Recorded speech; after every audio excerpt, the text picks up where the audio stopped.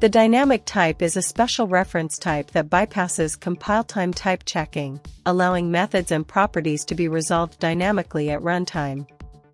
This is useful when the exact type of an object is unknown until execution. However, since dynamic relies on runtime binding, it introduces potential risks. If you attempt to call a method or access a property that does not exist on the object, this will result in a runtime binder exception at runtime.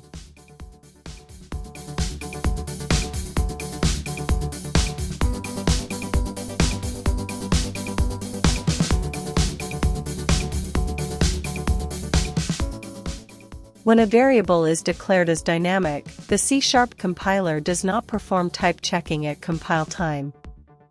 Instead, all type checks occur at runtime.